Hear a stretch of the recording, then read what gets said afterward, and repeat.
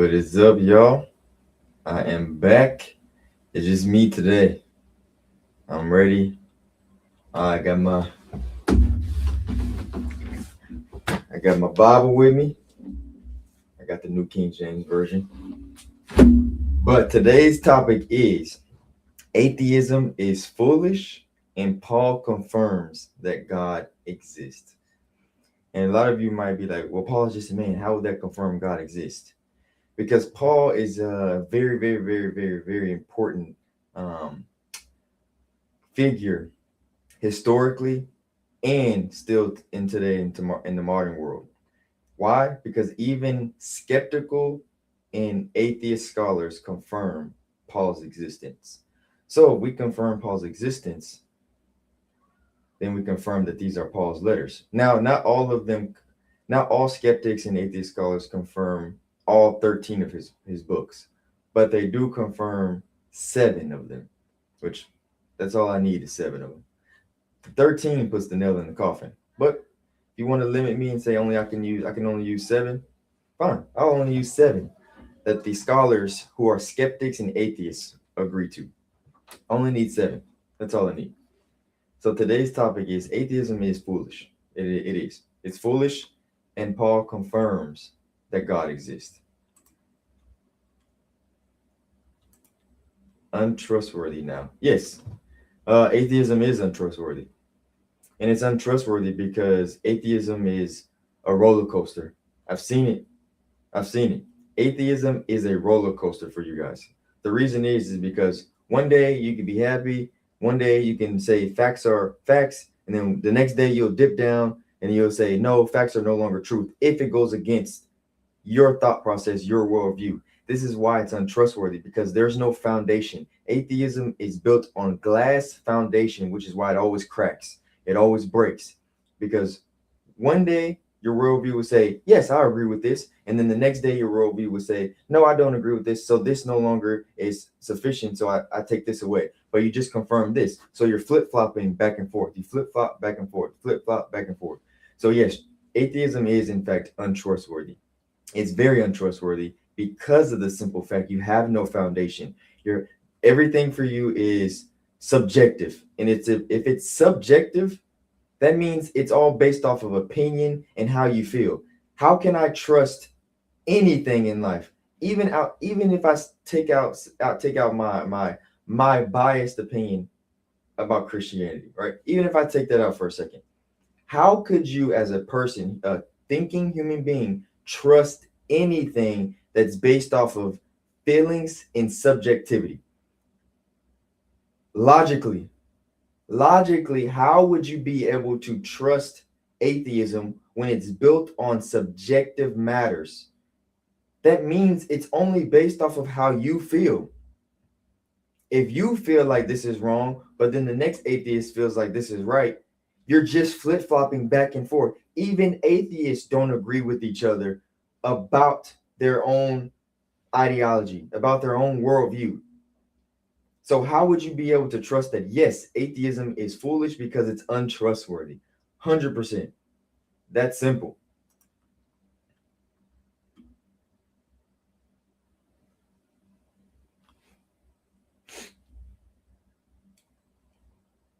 Yeah, I think that what you're saying, you're just literally confirming exactly what I'm saying. Atheism is foolish because you are literally going based off of how you feel. Literally, even your comments right here, Chuck, is based off of how you feel. You're just spitting out stuff out of your mouth because you are offended by the fact that I'm calling atheism untrustworthy, instead of giving me the facts and the objective facts, the objective stance on why atheism has a foundation. You're only telling me how you feel. I can give you objective fact of why Christianity is true. You can't give me objective fact on why atheism is true. This is why it's false. It's false, it's foolish, and it's untrustworthy.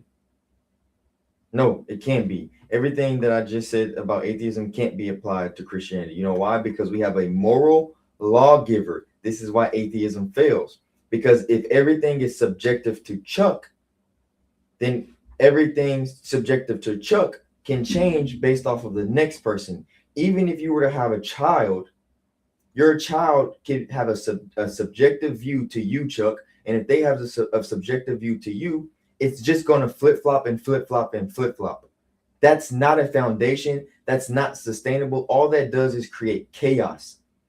Versus Christianity, it's not flip flop. It's not flip flop. We have a moral lawgiver. And because we have a moral lawgiver, if someone steps outside of that moral objective law, then we know that they're wrong because our moral lawgiver already told us this is wrong, this is right, this is wrong, this is right. It's not based off of how I feel about it.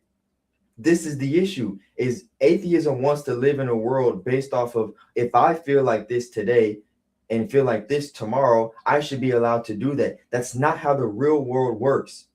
If you feel like you want to run a red light and you do it and you get pulled over, you can't get mad at the cop for pulling you over because you broke the law. So the cop is going to pull you over just because, Chuck, you feel like, oh, I feel like breaking the law. I feel like going past the stoplight without stopping, and they pull you over. You can't say, well, I feel like I should be able to go past this light without stopping. No, you can't do that. You have to abide by the law. It's the same thing with the moral law. This is why you guys can't be consistent. Even atheists can't be consistent in their worldview, because if you are truly consistent in your worldview, everything in your life will be subjective. Everything. But yet you follow laws, you follow rules. You know why? Because rules matter. You just don't like the rules that God put in place because you want to break them. So you reject God because you don't like the laws he's giving you because you think it's too hard.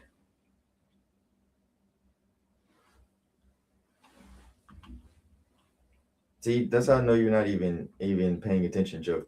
I didn't say you run a red light because you feel like it. I said if you felt like it and you decided to run the red light because that's how you felt that day and you got pulled over, I'm giving you a hypothetical. I didn't say this is what you do. I gave you a hypothetical and said, if you decided to run a red light because you felt like it and a cop pulled you over because of it, you can't look at that cop and say, well, I felt like it. He's going to say, well, I felt like giving you a ticket. Here you go. This is the issue with subjective atheism. You have to have an objective lawgiver. This is the problem. And when you don't have an objective lawgiver, it's all based off of what you decide that day. And whether you want to actually admit it or not, this is the truth.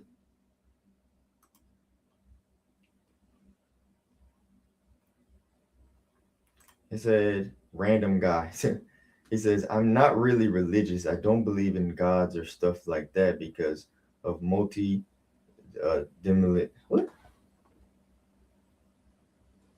dominational being is not scientifically possible. What do you mean?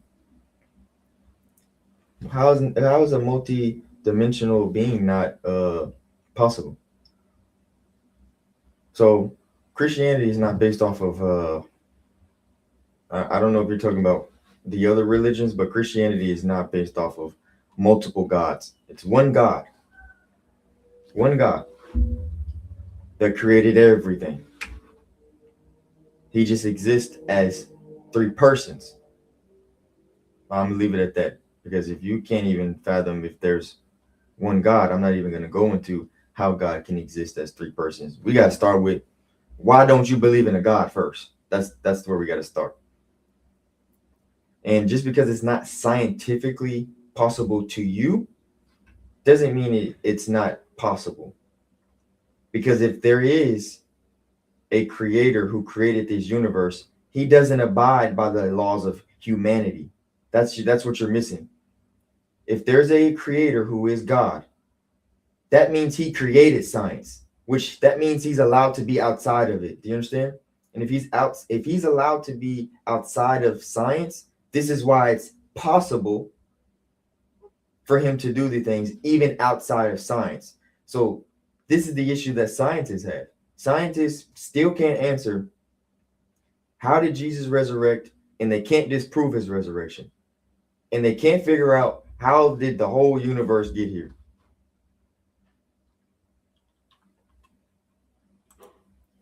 I'm waiting for I want someone to come up so we can have a discussion.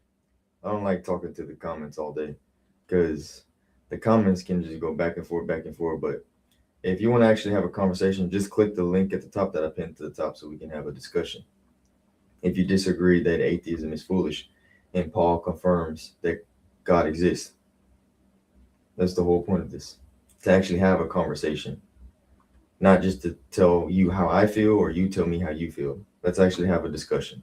So if you have an opinion or you have an objective thought, then go ahead and click the link so we can have a discussion.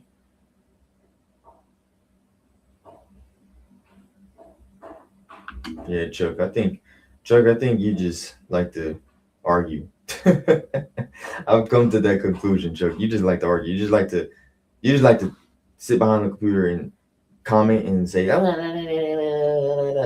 because what you're saying doesn't even make sense half the time.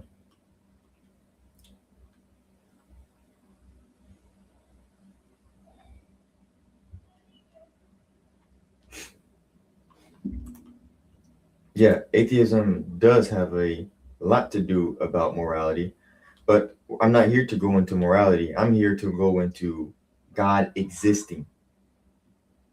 That's what we're here to do. I don't care to talk about morality first, because if you can't even fathom that there's a creator who gave you morality, why am I going to morality in the first place? We're here to talk about God's existence first.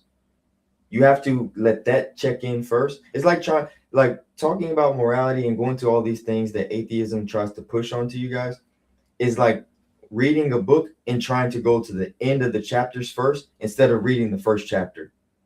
And you think you know about the whole book because you read the last chapter. This is what you're doing. You're like, you're going to skip the creator who gave you the morality and try to go to the end of the chapter and say, oh yeah, I'm on chapter 37. Now I know about the whole book. No, that's not how this works. You have to first start at chapter 1. And chapter 1 is the creator. We have to figure out, does God exist? That's what you have to figure out first, Jay. You have to figure out, does God exist? Before you jump into morality, all of these different topics, because what atheism tries to teach you guys is it tries to teach you how to give intellectual arguments to make it sound so smart that you forget about the simple and the basics. You are overlooking the basics and going all the way over here and confusing yourself. This is what you're doing. This is what atheism teaches. And you want to know how I know? I'm going to tell you exactly how I know, because I have quotes. I have quotes from one of the most notorious, one of the most well-known atheists, and he's confused. I'm going to show you. All of you who are atheists know exactly who Richard Dawkins is, right? Yes, I think all of you do. And if you don't, Richard Dawkins is one of the most well-known atheists that exist. And I'm going to give you some quotes from Richard Dawkins and tell you why atheism is untrustworthy, because even your leader of atheism is untrustworthy because he's confused, right? First, let's say this. Let me show you this quote right here. Richard Dawkins says, I don't know if Jesus actually existed, but I guarantee you he did not rise from the dead. Okay, so he's making a claim here. He's saying, I don't really know if Jesus existed, but I know he didn't rise from the dead. That's a contradicting quote right there. Why? Because you're saying, I don't know if he existed, but I do know he didn't rise from the dead. So he would have to be alive first for him to die and rise or not rise from the dead. So you're confused right there. You're saying, I don't know, but I know he didn't do this. First, figure out, is he a real person or was he not? Before you try to jump to see if he was dead or alive. That's the first issue. So Richard Dawkins is confused there.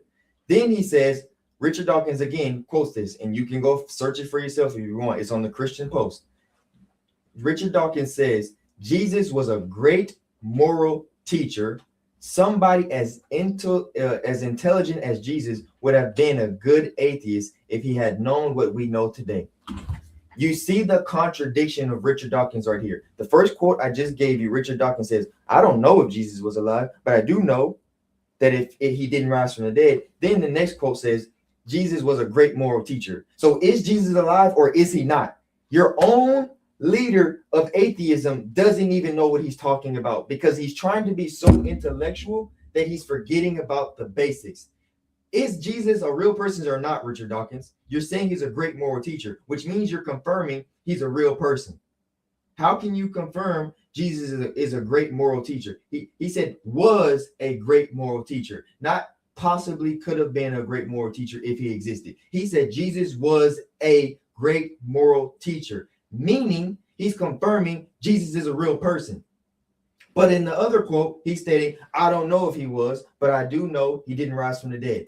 Richard Dawkins is confused himself. That's the problem. Alrighty, I'm gonna bring up actually, I'll bring up Jason first because Jason joined in first. Hey, how you doing, man? Hey, what's up, boss? I keep forgetting your name. What's your name? Carson. Oh, that's just okay. All right. Well, nice to be talking to you again. Yes, sir. How are you? Good. How are you doing today? I'm doing good. I'm feeling good. I went to church this morning, so feeling good. All right. Well, what's up? What's the best evidence you got? Well, so the topic is atheism is foolish, and Paul confirms that God exists. Mm-hmm. So the reason I'm saying Paul confirms God exists is because let's start with the top line. All right, the top line is the most well-known skeptical scholar, which is Bart Ehrman. He confirms Paul's existence, and he also confirms Paul's 7 authentic letters of Paul, right? Mm-hmm. And within these 7 authentic letters of Paul is giving us a lot of details that are showing us that Jesus was in fact a real person. Peter, who was a disciple of Jesus, was a real person because he states in Galatians that he met Peter and he met Jesus' half-brother, James. So we have a lot of information that even the skeptical scholars say these are authentic to Paul. And I'm wondering because even your skeptical scholars, they quote Paul as a first-class philosophical mind, meaning they believe Paul was a scholar. So we have a scholar. This is why they accept his writings, because they consider him a first-class philosophical mind. So we have someone who's not crazy. We have someone who's intellectual, someone who knows multiple languages, that is confirming something that is very, very intriguing for someone of his intellect level. What do you think about that?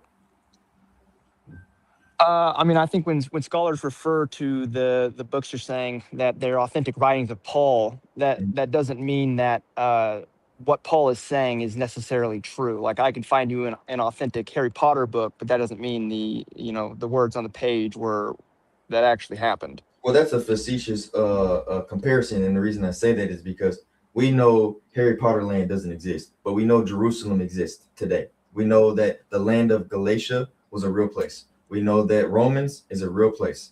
So to try to compare it to Harry Potter is a facetious comparison, a facetious argument, because we know that Harry Potter didn't exist even in real life. Well, I can pick another book. I could pick Abraham Lincoln, Vampire Slayer. Abraham Lincoln was a real person. It takes place in the historical setting in which all that was happening. I'm just saying that even if it's an authentic writing, it's not that it's necessarily what it says in the writings are true. It's not inherent.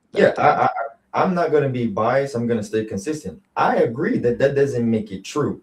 What I'm pointing out is we have someone that the scholars deem as a first-class philosophical mind, meaning he's not crazy, he's a scholar.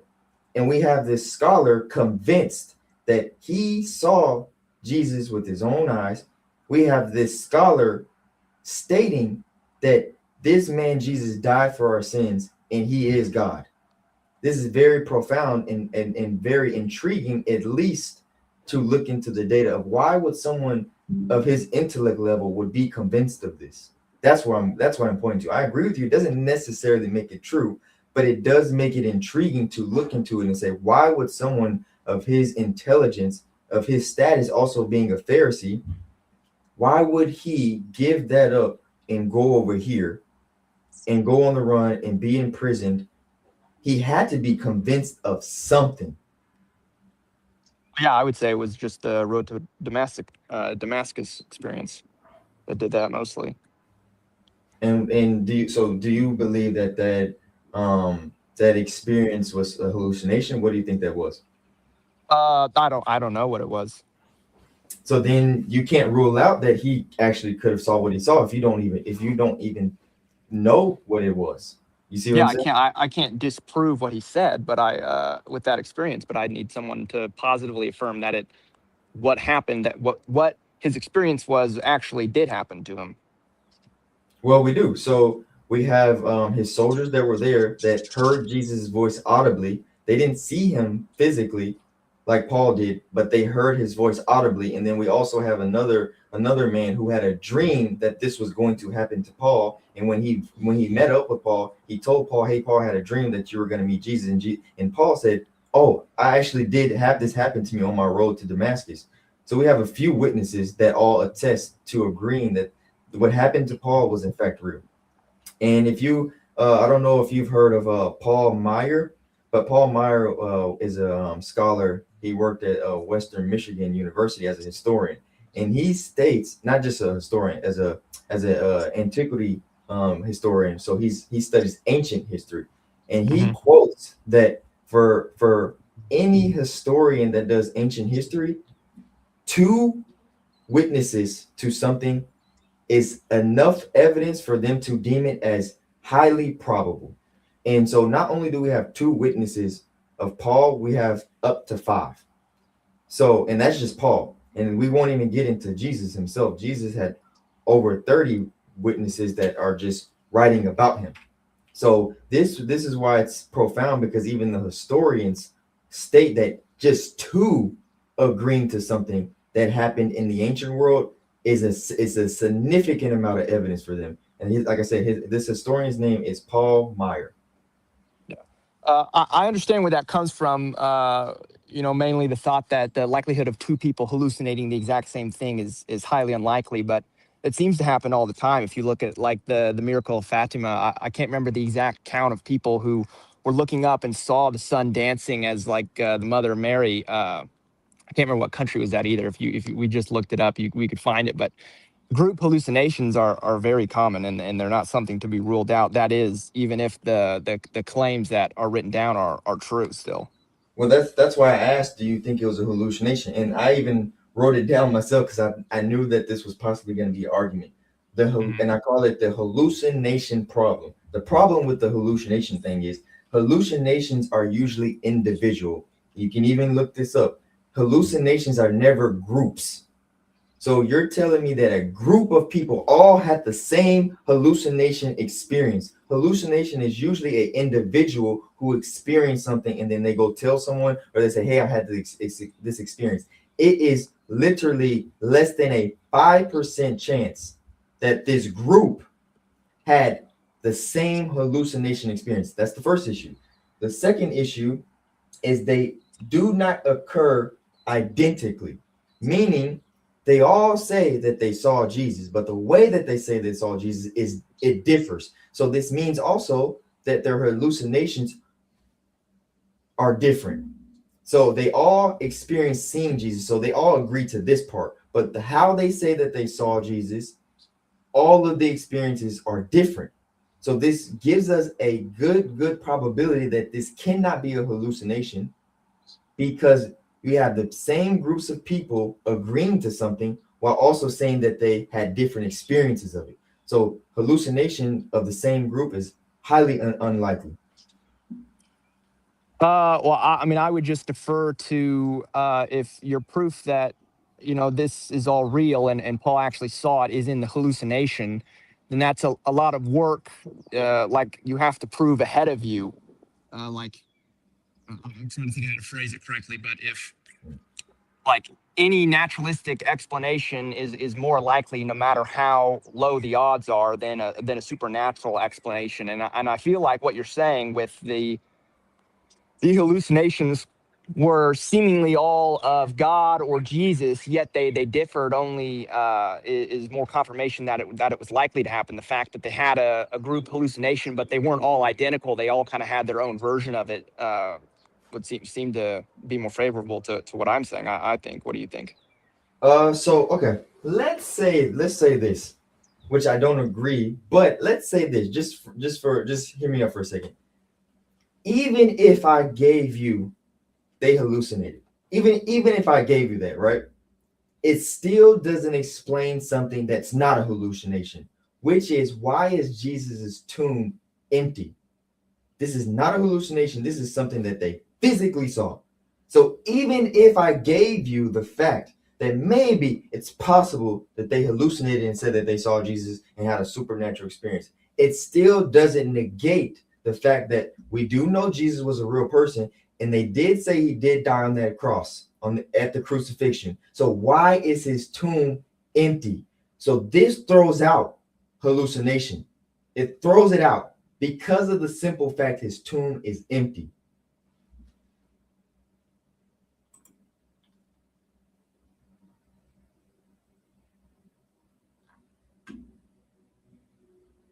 You still there? Hello, can you hear me? Hello. Yeah, you know. Hey. Okay, sorry about that. Can you repeat like probably just the last sentence? I only cut out right at the end. So I said this rules out Jesus's tomb being empty, completely rules out the hallucination statement because they're all stating that they saw Jesus risen from the dead. And then, like I said, if I even gave you, it's a possibility that they were hallucinating. It still does not negate the fact that Jesus' tomb was empty. And because his tomb was empty and they're confirming that they saw him alive, we have to throw out the fact that they were hallucinating because it still does not explain why his tomb is empty. Because like I said, even these skeptical scholars agree Jesus was alive. He was a real person, and they confirmed that he was crucified. So why is his tomb empty if they were hallucinating? Well, what's the confirmation that the Jesus's tomb was empty? What's the confirmation? Yeah. They couldn't find it. He wasn't just killed by his own people. It wasn't the Jews who killed him. He was executed by the Romans, which is a hostile group to the Jews. They ruled over the Jews. So they crucified him. So they're looking for his body, and the Jews are looking for his body. And none of them have been able to produce his body. Even if we say, well, the Jews may have grabbed his body and hid it, because they were overruled by Rome, which they didn't believe in Judaism, they didn't believe in Christianity, they didn't care anything about a Messiah or anything like that because they didn't believe in it. They would be searching for his body, and they would tell the Jews, produce the body now or else. And the Jews are like, we don't even have it. I don't know. Because the Romans are a key factor into this because they are a hostile group to the Jews because they rule over them. Even they couldn't produce his body. Yeah, but I mean, my main issue with this is that, everything was oral history until the books start being written down, 50, 60 years later. That's not true. So that's not true? No. How's that not true? I'll show you. So you'll get that information from the skeptical scholars. And the reason you're going to get that information, it all starts because of Jesus's prediction. He told everyone that the temple was going to be destroyed 40 years before it actually happened. And it happened in 70 AD that the temple was destroyed. Mm-hmm. And if you look at every single thing that the scholars they date it after that 70 AD, because you know why? Because they're skeptics just like you. They say, well, we can't say it happened before 70 AD, because if we do, then we're confirming that Jesus knew the future. And if we're confirming Jesus knew the future, then we're confirming that it's a possibility he is God. Because how would he know the future? That's my first point. So they rule out the possibility of a miracle. So if you look at it, they date everything after 70 AD. They do everything. But let me show you something that's actually very interesting, which even skeptic scholars confirm the dates on these things. Let me show you something. Can I respond to the first point really quick though? Yeah, go ahead. I mean, I can almost guarantee you that the reason they date the earliest text past 70 AD is not because they don't want Jesus to have a miracle. No, it's because they don't believe Uh, in miracles. So they're not. I mean, I'd need you to go. You'd have to show me, or not that you'd have to show me, but if we went through case by case, they're not saying, in their archaeological findings and their literary criticism of the text that, oh well, it would be 40 A.D., but Jesus can't perform miracles. I'm an atheist, therefore it was written in 75 A.D. instead. I mean, No, that's just subjectively not what they're doing. but they wouldn't do that because that would make them look stupid because they're supposed to be scholars. But I'm going to show you why. You could make them look stupid if you went into the literary analysis and were able to prove that it was dated before 70 AD. You could have you could be one of the most famous biblical scholars. That's what I'm about to do. Okay, perfect. I'm about to show you the dates that they confirm on certain things and why the dates that they give of the Gospels don't add up. I'm about to give it to you. Let me show you. Is this all your or is this like some website that I can also go? You can read No, these at?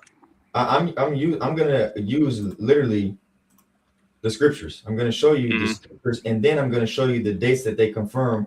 Because, like I said, Bart Ehrman confirms that Galatians is an authentic book of Paul. That's where they messed up. They messed up by confirming that these are authentic to Paul, and Paul gives us a timeline within Galatians, and then they give us, the skeptic scholars gives us a timeline.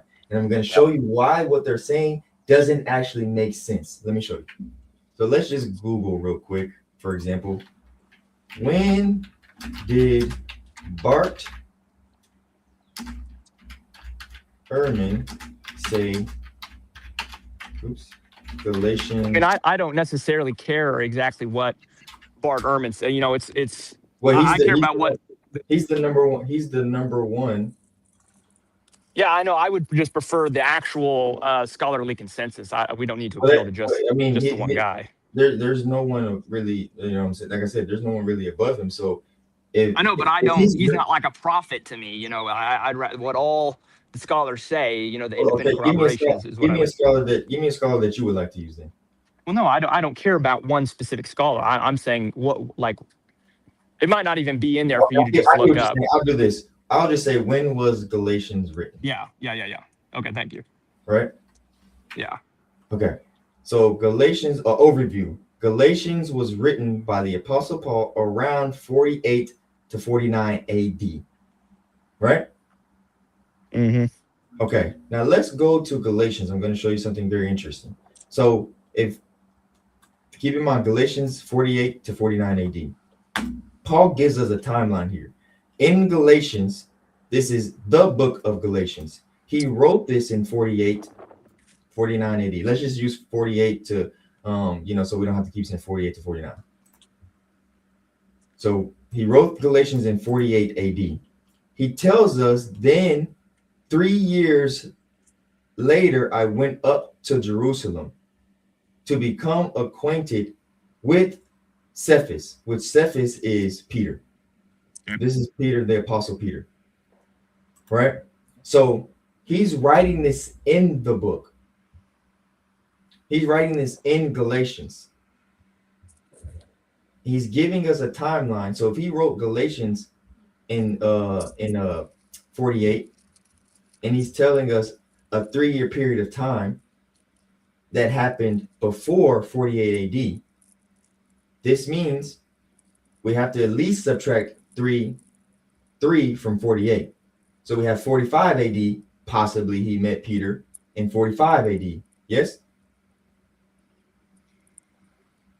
I mean, what I would say it's more about the passage that comes before it. What is he talking about in this chapter? Because I'd say whatever he's talking about before, then 3 years later he goes to Jerusalem. That's what we would date it off of, right? Not when we can attest the earliest manuscript of Galatians. Well, the reason I'm saying subtract it is because Paul he can't see the future. So if he wrote Galatians in 48, he's not saying in the next 3 years I'm going to go meet Peter. He's saying this. Yeah, no, I understand that. Okay, I mean, I know what you were saying before. I mean, I think I You get what I'm saying? Because Paul can't see in the future. So he's not saying in the next 3 years I'm going Yeah. to go You're see. just saying it's at least he's talking 3 years farther back. Exactly. At least. That's okay. Yeah, yeah. At least 3 years further back. But then something else is very interesting. That's one period of time. Then in Galatians chapter 2, Peter says, Paul says, then after 14 years, I went up to Jerusalem again. So now we have a very interesting timeline. We have a 3-year period that happened before Galatians, and we have a 14-year period that happened before Galatians. Because, like I said, they confirmed that 48 AD Galatians was written. And Paul is not stating, hey, in 14 years, I'm gonna go up to Jerusalem. No, he said, he's writing this after the fact. Yeah, exactly. So we have to subtract 14 from 48. Let's do it very briefly, just so people know I'm not lying. We're gonna subtract 48 from 14. We have 34 AD, which puts us only 1 year after the crucifixion of Jesus Christ.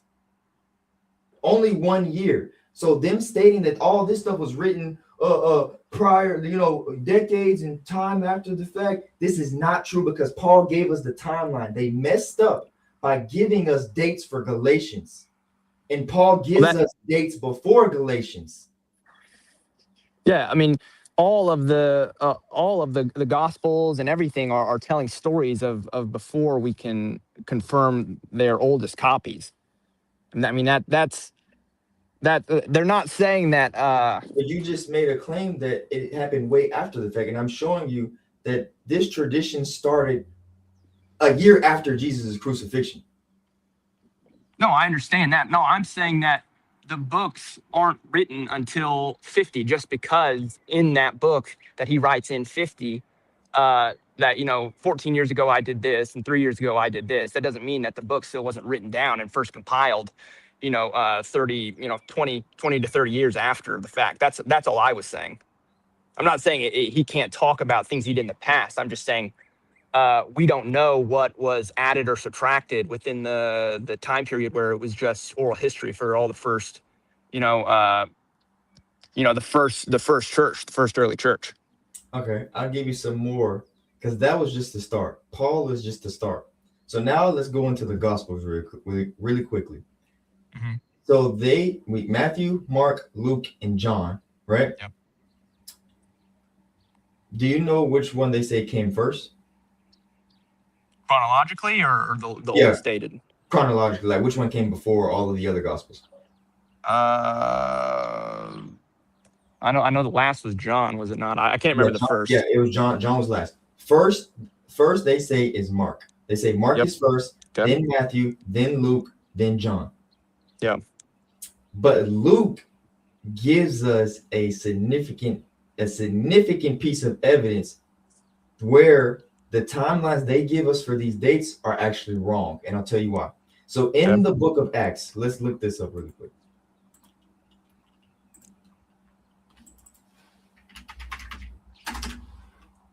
They state Acts. You look at this. Look how big of a range they give us. They give us 60. They don't just make up a range. There's a mathematical formula for variance that you come up with that. You know what's funny? This is actually a more modern take. This is actually newer information because scholars, right, smarter than me, actually have confirmed that what the skeptical scholars were giving as dates were in fact wrong. So they updated it. It used to be Acts was written between 80 and 85 AD. They changed it because the scholars start pointing out that this is actually false because of something significant in the book of Acts, which is in the book of Acts. Luke is the writer of the book of Acts, which is actually the sequel. So Luke wrote the Gospel of Luke first, and then he wrote Acts. But in Acts, there's two things that Luke records that is very, very important, which he records the death of the first Christian martyr, which is Stephen, and he records the death of James, not the brother of Jesus, but the brother of the Apostle John. He records these two deaths, but the skeptical scholars state that James, the brother of Jesus, John, Apostle John, Yep. and Peter, and Paul died before Acts. And Luke was actually his teacher was Paul. So the problem that we have here is Acts does not record the death of Peter, which we know is the foundation of the church. He is the leader of all the 12 disciples when Jesus ascends back to heaven. And Peter not being recorded in Acts is your first problem, because he was the foundation once Jesus left. And then Luke not recording the death of Paul is also a problem, because this is his teacher. So why would Luke not record Peter and not record Paul when they're stating Peter died in 64 AD and Paul died in 66 AD, and he wrote the book of Acts in 80 to 85 AD. So almost 20 years later, you're telling me he would not have known that these two people died? He would have recorded it. And how do we know this? Because he recorded the other two people who were following Jesus' deaths. So this says that he had to have written this before they actually died. Yeah, I mean, I don't know what's the actual proof that Luke is the author of Luke and Acts. They confirmed. Firstly, what is the confirmation of that? Here's the scholars. I know, like, what's the actual data that says Luke wrote because that? Because of the narration. The narration. So the scholars confirm this, for one. If you don't want to, you don't have to believe me. Go look at the skeptical scholars. Don't take my word for it. The skeptical scholars and the Christian scholars confirm that this was Luke. And the reason that they know it was Luke is because Luke is giving a narration, because I just told you that Luke was actually he was under Paul. Paul was his teacher, right? And he's actually giving us the walkthrough of how he ended up meeting Paul. Before Paul became Paul, he was Saul, and he's giving us a story from the beginning when Paul was Saul, Stephen dying as the first Christian martyr, all the way to the end of Acts. The end of Acts shows you Paul getting imprisoned.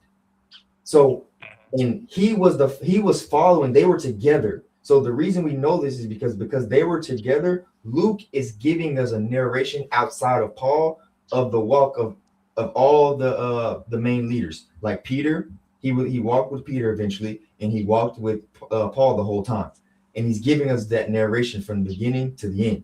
So this is how they know that it was Luke, because who Luke was and who he followed and how the narration of the book of Acts went. I mean, I just don't think that evidence follows necessarily. I mean, because the Gospel of Luke follows the story of Luke, that doesn't mean it was written by Luke. It's not inherent. Okay, so let me show you.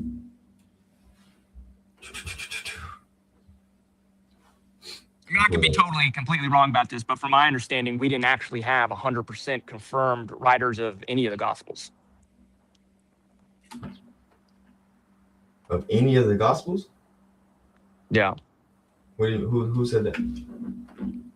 No, that was my understanding. I said I could be wrong. I could definitely be wrong. Yeah, that's like I said, that used to be true back in the day, but as time progresses, and even because we have so many scholars that are butting heads nowadays, more and more information is coming out, whereas they're actually, in Gary Habermas, he's a Christian scholar. He even said, yeah, I've heard that. Yeah, he's older. He even said when he first started, there wasn't very many of him. He said there was actually more skeptical scholars when he started versus there is now. He said it's such a competitive thing now that the Christian scholars are trying to show why the skeptical scholars are wrong, and the skeptical scholars are trying to show why the Christian scholars are wrong. Versus back then, it would be like 2 versus 5.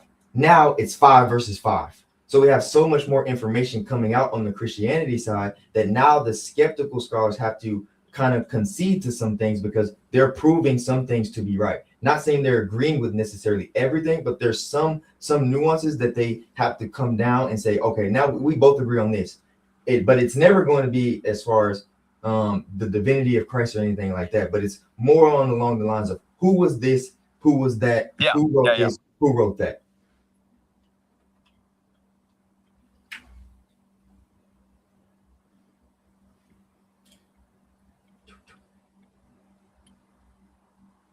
Okay, so we have a few people.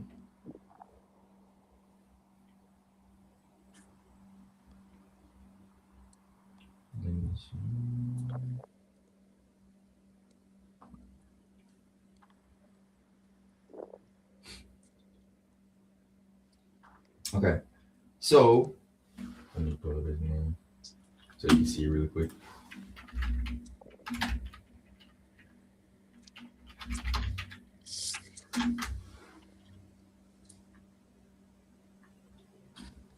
So this guy here. Let me get a pencil and pen, so I want to write some of this down. Yeah, this is Irenaeus. Yeah, He, yeah.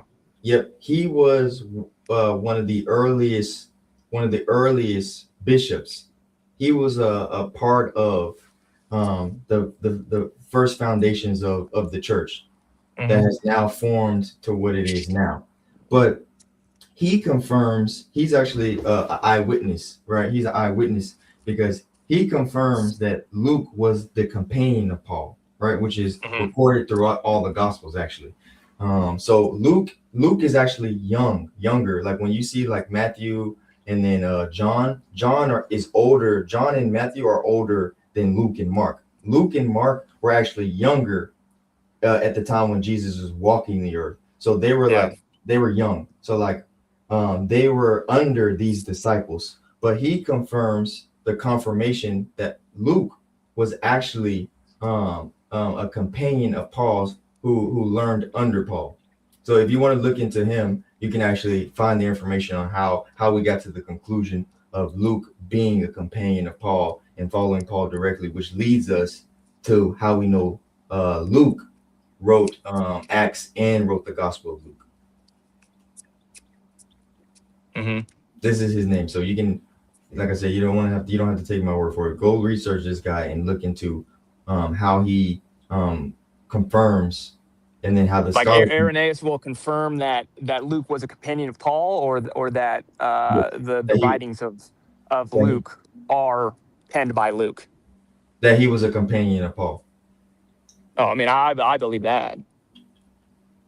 Yeah, and then if you look at the narration of how the book of Acts was written, it would only be able to be written by someone who knew Paul, like literally, because the way he wrote it, he wrote it as if he knew this person, not as if it was passed down.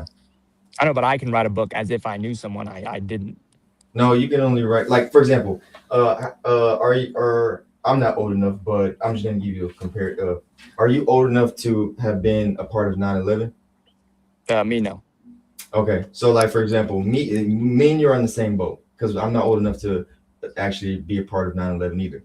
So me and you, if we wrote a book about 9/11 just because we did our research, did our due diligence, it would come out, pretty nice, but it wouldn't be the same type of narration of someone who was in New York and experienced 9/11, and they were old enough to comprehend everything that happened when 9/11 took down. So me and you would write completely different than the narration of someone who actually participated, who actually was there when 9/11 occurred. There's writers, there's scholars, and there's people who are smarter than me. That there's different out. They even have things now where if you write a certain way, they can even see that your signature doesn't match this person's signature. And so that they have a way to show you that the narration was written by either third hand or second hand or fourth hand narration versus a first hand or second 100%, hand. yeah. So that's how they came to the conclusion that this is most likely Luke because of the narration, because this can only be narrated by someone who was there, not the narration of someone who's researching it like me and you would do if we were writing about 9/11 versus someone who was there.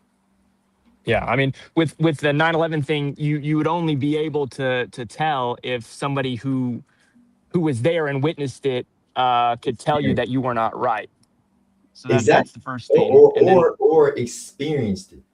Yeah, exactly. But the second thing, when you're talking about, they're able to tell when other scribes come in and add their own parts to. I mean, that happened to Josephus. They can tell that it's not the same vocabulary of Josephus in some parts of antiquities than in others. But if the primary author was the same, but it wasn't Luke, all of that would still match up. You could still date it to one author, but it might not necessarily be Luke. But I can agree that I don't even know if I can, that the preponderance of evidence is that Luke wrote it. I mean, other than if it's just that the story follows the story of Luke, therefore we have high understanding that it is Luke that wrote it. I mean, I just don't know if I can agree to that specifically, but I kind of want to see where we go after this. I might just concede this, and so we can keep talking.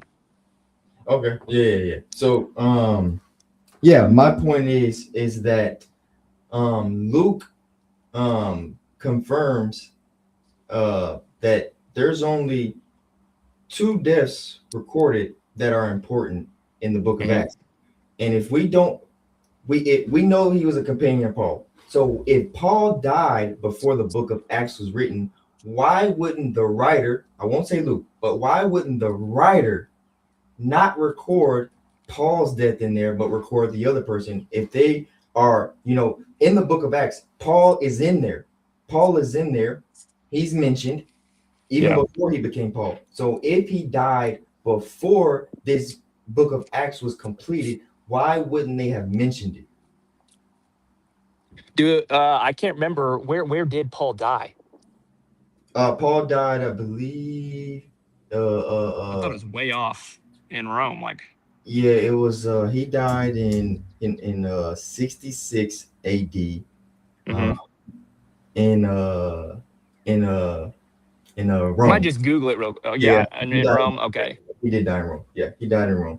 But that's what I'm saying. So even if that's the case, because I know where you're going, you're saying, well, he was, a little far away, so they wouldn't have known. But the dates of the 2 are significant. This is why I said even the timeline was so significant that the writer of Acts would have known, because they say Paul died in 66 AD and the book of Acts was written around 80 to 85 AD. So we have almost a 20-year period between the 2. He would have known. Do you see how big of a range that is? Yeah. Paul died in 66 and they say it was written in 80 to 85. We have almost a 15 to 20-year span. They would have known. I'm writing this down real quick so I can have it for later. So the only conclusion is, if they didn't write this and they knew Paul, this means Paul could not have been dead yet, which puts Acts not written in 80 to 85. It puts puts Acts written before 62 AD. Even if we say 61 AD, this puts Luke before Acts. Now we're talking under 60 AD, which means we're getting closer and closer and closer to all the gospels being written before them, because Luke was one of the last ones released. Yeah. When again was the temple destroyed? So I can have that down. In 70 AD. 70 AD. And that's why I say you see all the skeptical scholars, they place everything after the fact, which is why now the Christian scholars have been disproving their dishonesty, because they're trying to put it after the temple being destroyed, because they will not concede to Jesus being able to know the future, because Jesus said that this was going to happen 40 years before it actually happened. Yeah. So they placed everything after that. And now we have scholars, Christian scholars, or even historians, there's even some of them that are not Christian scholars. We have just historian scholars who are stating, hey, this is in fact not true, because the writer of Acts did not record the deaths of Paul, and Paul died in 66. So this means he had to have, and also Peter, because Peter died in 64 AD. He died before Paul. So we have Peter, 64, Paul, 66. So Acts would have to be written before both of those. And then we have James, the brother of Jesus, who died in 62 AD. So we have these 3 significant people that died between 62 and 66 that are not recorded in Acts. So this means Acts had to have been written before this. So this puts us at about 60 to 62 AD that Acts was written, which means the Gospels of Mark and Matthew came before it, which places us between a 40 and 59 AD, which means we're only 10 to 20 years after the death of Jesus, not 70, 60 years. Yeah, that's pretty good. I'll have to look into all that stuff. I really like this. Yeah. But I mean, it is ultimately an argument from silence, correct? That Right. No. because the Gospels don't mention it, that is evidence that to the opposite, like to the No, negative. so it's not necessarily an argument from silence. It's actually an argument from evidence. And the reason is because we know that these writers throughout the history of the Bible, right? Even if you don't want to believe in it, but throughout the history of the Bible, any significant people, any significant figures that died or were killed or were martyred, they're always recorded if they were significant. And Peter and Paul definitely would have been significant because of their importance of the Bible.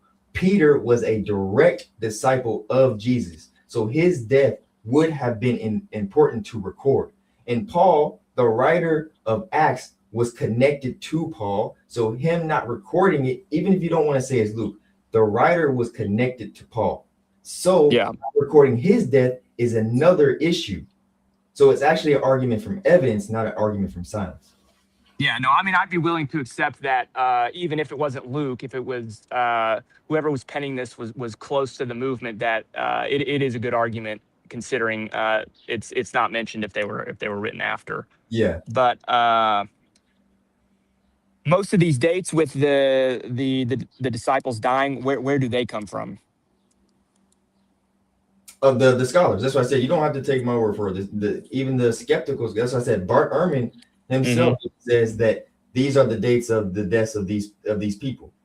This is why I'm saying that they messed up, because the skeptics are giving us dates for things, and then the other scholars are finding they're using their data that the skeptics, because the problem is they don't want to use our data because they're saying you're biased. So what our scholars are doing is taking the data that the skeptics accept and using it against them and showing them where they're wrong. And they're like, well, that's why I said it's actually, if you were to go back, I don't know how you you'll probably actually find it from older videos, because since the internet updates, but it's actually a newer thing within the last 10 years that the book of Acts, it used to be stating that it was 80 to 85. It updated because we have so many historians and Christian scholars now stating, hey, this is in fact the actual evidence. And then that's why you see such a wide range now. Yeah. You know, yeah, well, I mean, that's the beauty of it all is, if you prove it to be true, then it's true, and we can accept that, and it changes. So, all of this is to say that sorry, there's something about that Jesus made a prediction about what comes naturally from the result of these premises being true. So the results of these premises is actually, in fact, that these traditions could not be hallucinations because it happened so fast, right? So they're saying this is, this happened 70, 60, 70, 80 years after Jesus. So they're just, talking amongst themselves, and then they're passing things and passing rumors or passing all these things. But because of these dates are confirming it happened so quickly, this means that they really actually believe this, or they really actually saw this, because they made sure they stamped it ASAP and put it out there to the world and say, this has to be put out now because the world needs to know, which is why in the book of Galatians, in the book of Corinthians, Paul is stating he's leaving areas like Jerusalem and going to the Gentiles, which would be the other countries outside of Israel, and saying Christ came to not just save Jerusalem, he came here to save you guys too. That's why they're going and they're spreading out. That's why they went to continents like Asia, Africa, and even some parts of Europe, because they're spreading it out, saying we got to go now, because we have to spread this message to the nations, not just Jerusalem, to the nations. So they're doing it quickly because they're sending each other off. That's why Jesus compiled 12 of them, because all 12 of them didn't stay in the same areas. All 12 of them went to different spots of the world.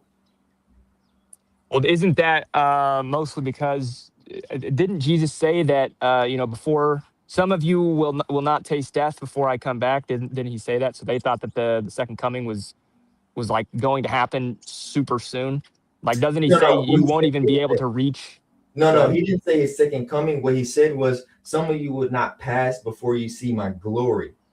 And what that meant was this was at the Mount of Transfiguration, where he took where he took Peter and he took John, and they saw him transfigure before their eyes, and Jesus showed him his glorified body after he was resurrected.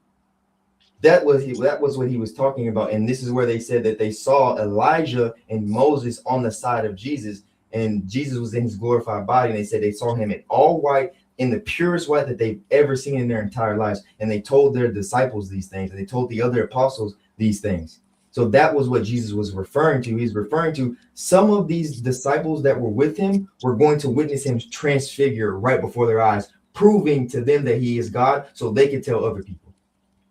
And that was right after that was after or before the transfiguration. The Mount Transfiguration was before the temple was destroyed. This is why he said, he didn't say my second coming. He said you will. Oh, no, sorry. I was talking about when Jesus says some of you will not pass before you see my glory. Did he say that before or after the transfiguration? No, he said that before the transfiguration. Okay. All right. Yeah. And you can, like I said, you can look that up yourself. It's in the Bible. He says it to them, and he's referring to his transfiguration, because not everyone actually got to see him transform right before their eyes. Okay, so he's talking about the transfiguration. Yeah, not the second coming. Okay. Yes, exactly. That's why he didn't say my coming, or what is in the Bible known as the day of the Lord. The day of the Lord is actually referring to his second coming, whereas him saying his glorified self, he's talking about his appearance as a glorified deity, which he was still there on the earth at the time. So he hadn't actually ascended, which means he could never have come a second time. Yeah. Okay. Yeah, this has been pretty good, man. This is pretty productive.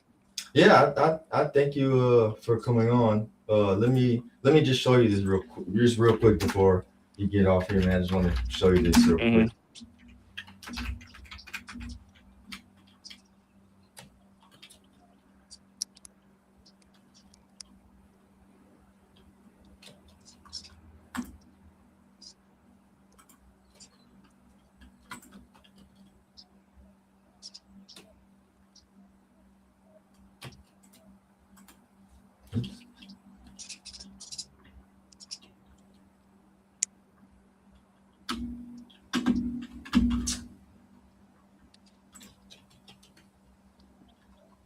Sorry, my second screen froze for a second. Hey, I can't be one to talk about technical difficulties. I swiped off 4 times that last night.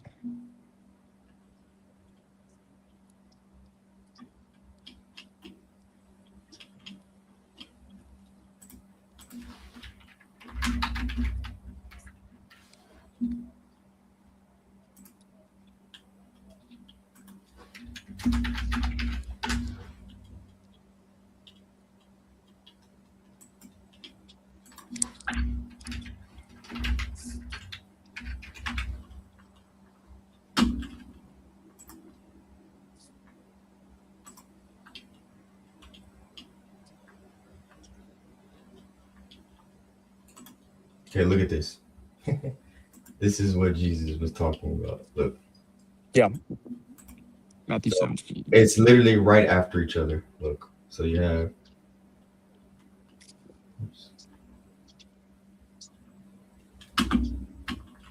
My mouse keeps freezing. Okay.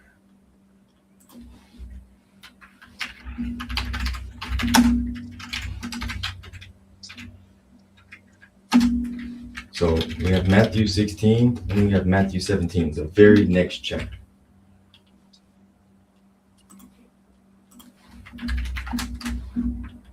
Okay, right here. Jesus, red lettering is Jesus speaking. He says, surely I say to you, there are some standing here who shall not taste death till they see the Son of Man coming into his kingdom.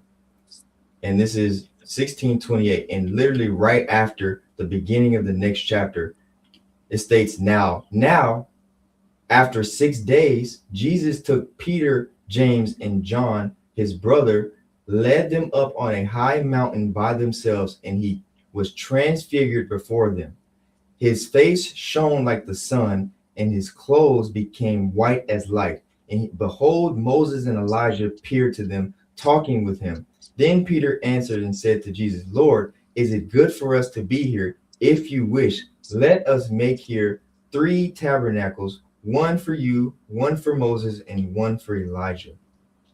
So Jesus is letting them see his transfigured body right after he said, some of you here will see me come into my kingdom, into my glory. So can you go back up to 16? Yep. So who tasted death would be my question. Because some of them will not taste death, and It they'll would see be, it. it would be referring to everyone who was not here.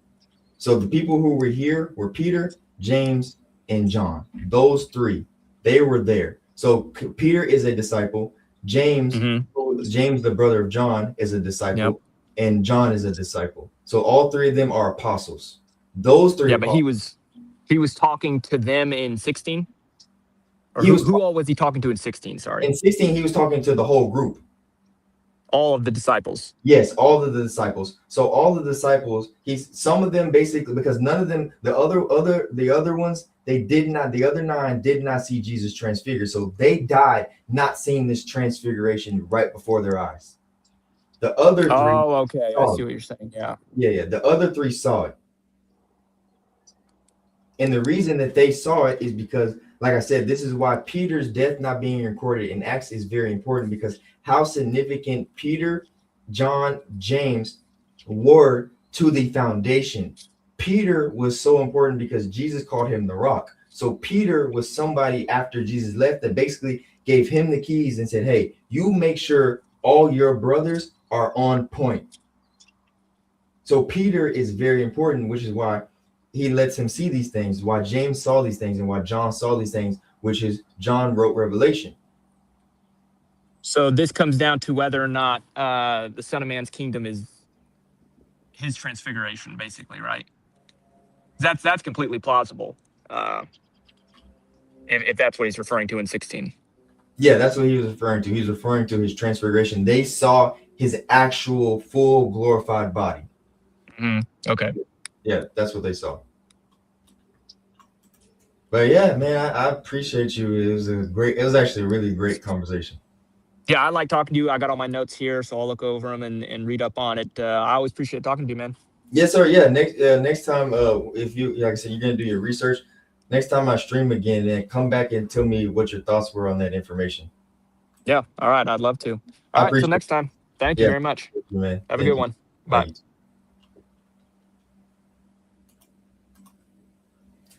This is why we do this.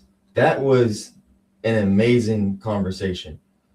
And this is exactly why we do this, because we're here to have conversations, not be biased, not me be biased, not him be biased. We're trying to progress in the conversation. And if we can have progressions in a conversation, we can have breakthrough.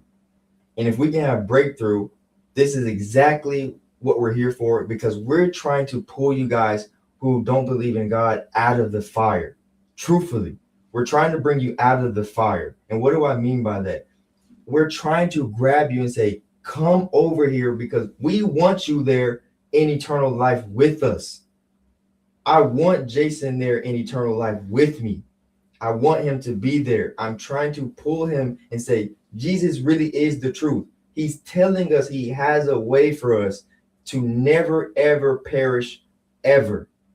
And I'm trying to pull all of you guys, as many as I can before I die, physically. Pull you guys with me, so that way when Jesus resurrects all of us, one day we're going to be able to have a transfigured body like Jesus. This is what he's promising. And I want a transfigured body. You're going to want a transfigured body where you can't get cancer, where you can't burn, where you can't get scratches, where you don't cry. You can live in a mansion. You can have gold. You can have silver. This is what Jesus is teaching us. And this is why we do it. That was actually probably the best conversation I think we've had on this stream, because Jason is a very good guest. He was a guest that was willing. He was open-minded. He was willing to listen to the evidence instead of saying, well, I don't care about what you're saying because I don't believe it. that means he's not open-minded. But Jason was humble enough for him, even himself, to say, maybe I could be wrong, or maybe I could look into it. That is a great thing. And he's honest. That's the other big key factor. Honest. He's honest even from his own worldview. I don't have no issues talking with atheists if it's like this, because Jason was honest. He was honest and say, hey, I'm gonna look into it myself, instead of just saying, I don't care what you're talking about, be quiet. It's not true. Your God is this, your God is that, your God is this, your God is that. So I appreciate Jason. Jason is always welcome to come on. Always.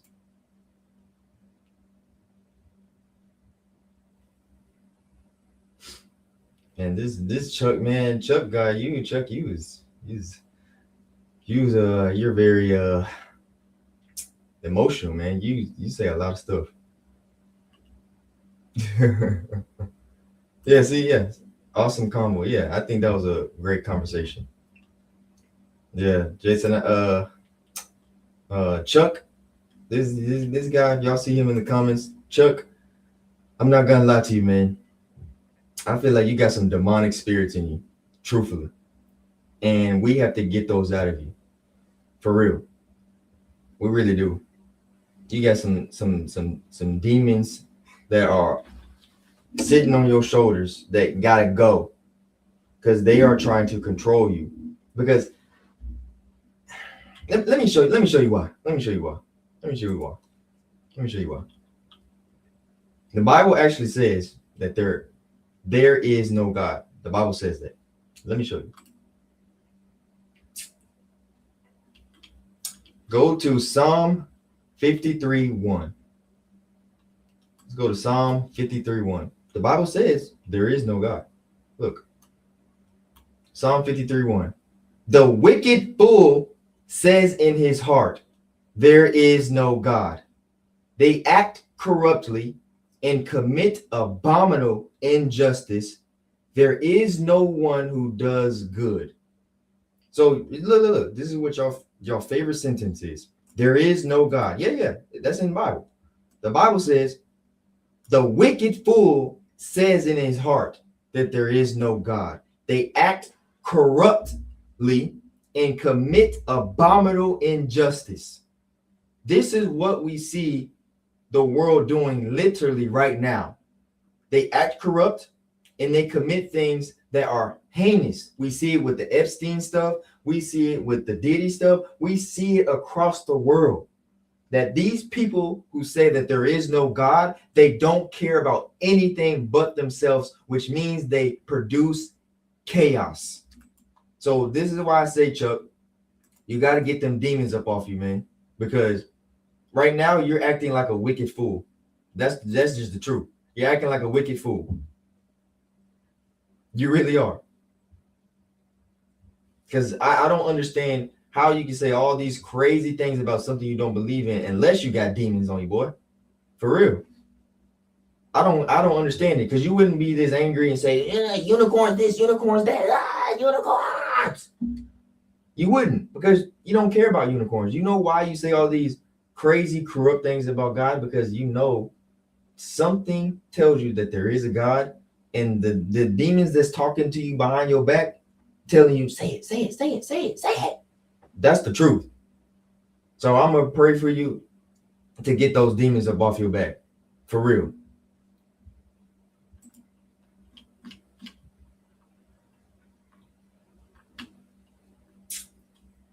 Yep. There is a God. That's right.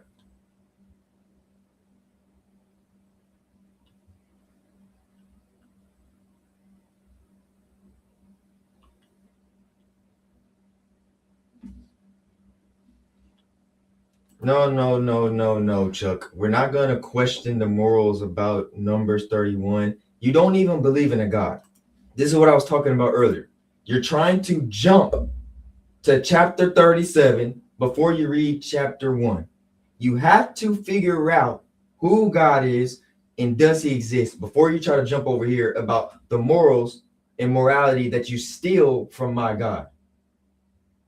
Objective morality comes from my God. My Christ. So before you try to steal the word morality and use it and try to corrupt it, again, say right here, they act corruptly. Before you try to corrupt morality, figure out if there is or is not a God first. Before you try to go into this thing about numbers, you don't even believe in God. So why do you care what the Bible says, Chuck? Again, that sounds like spiritual warfare to me that you dealing with over there. You have this big issue with God that you don't believe in. How do you have an issue with numbers when you don't believe in God? You should just be moving on about your merry day. Seriously.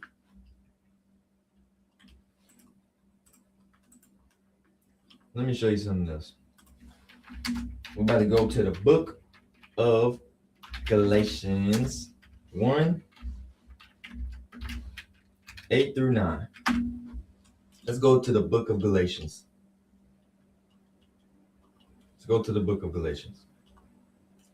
And this is Paul again. Paul confirming God exists. Yeah. The book of Galatians. But even if we or an angel from heaven preach any other gospel to you, that then what we have preached to you, let him be accursed, as we have said before. So now I say again, if anyone preaches any other gospel to you than what you have received, let him be accursed. Let him be cursed. And this is the problem that you guys have with God, because he's holding people accountable to their corrupt acts. He's holding people accountable to their abominable acts, their twisting of words, their twisting of scriptures, their twisting of his creation. This is what's going on. You're distorting the Bible, Chuck. You're distorting numbers. This is what you're doing. You're saying, I don't agree with the morality in numbers because you don't understand what's going on in the numbers. So you can't understand what's going on in numbers when you don't believe there's a God. You're distorting it because you're listening to these atheist scholars like Richard Dawkins who don't even understand their own doctrine. Because one point Richard Dawkins says, there is no Jesus. Jesus couldn't have risen from the dead because he doesn't exist. Then in the next quote, he says, oh, Jesus was a great moral teacher. So which one is it, Richard Dawkins? Is Jesus a real person or is he not? Because you're contradicting yourself by stating he couldn't have risen from the dead because you don't know if he exists. But then stating he was, not if he was real, he would have been a moral teacher. You said Jesus was a moral teacher, confirming Jesus was a real person. So which one is it? This is the doctrine that these atheists are pushing to you guys because they sound smart, but really they're demonic. That's what it is.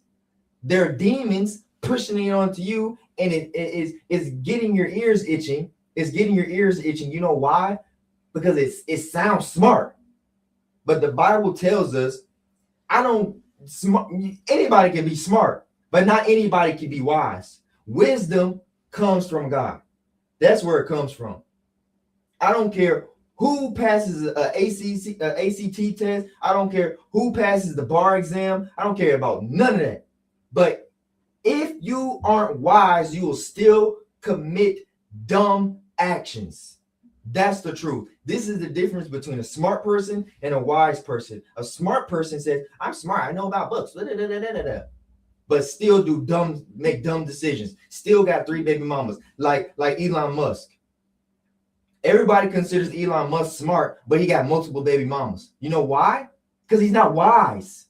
He may be smart, but he's not wise. He's doing dumb things.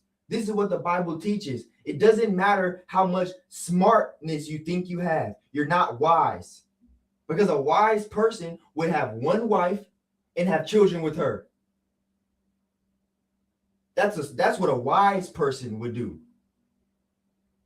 A smart person will just say, I accumulated all this money because I got a business. Yeah, you may be smart, but you're dumb because you're not wise. That's the problem.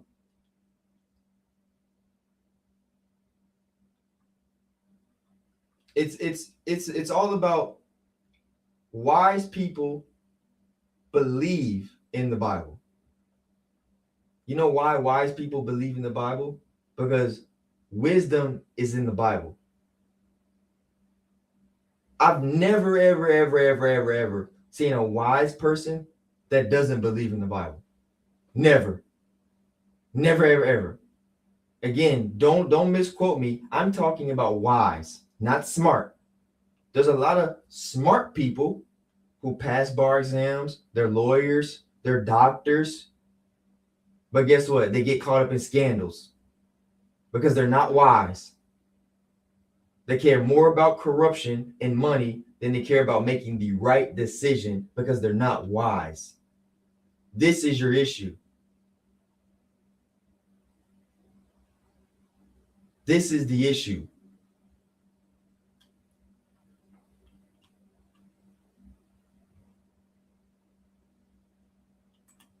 He said, God is real. I dropped my argument. God is real. You are right. God is real.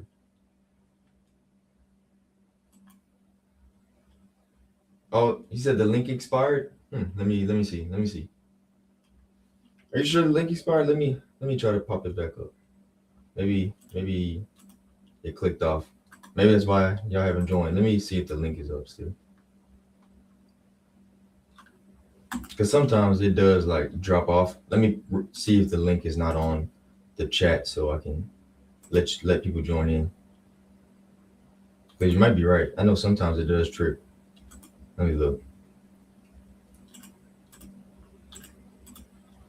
Let me look for y'all real quick. No, the link is not expired, man. It's still on there.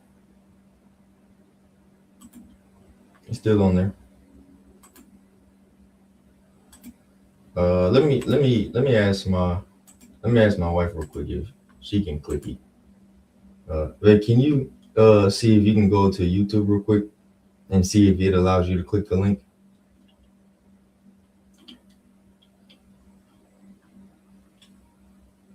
No, it doesn't. Oh yeah, you guys are right. My bad. It shows like the link on my side, but maybe it's because I'm doing it from my computer. But yeah, my wife just said that she can't click the link. You don't see it like on the top of the chat at all. You can't click it. You can't click it. Okay, let me try to. You guys are right. Let me fix this. We have an issue. I'm gonna fix it real quick, y'all. Bear with me real quick.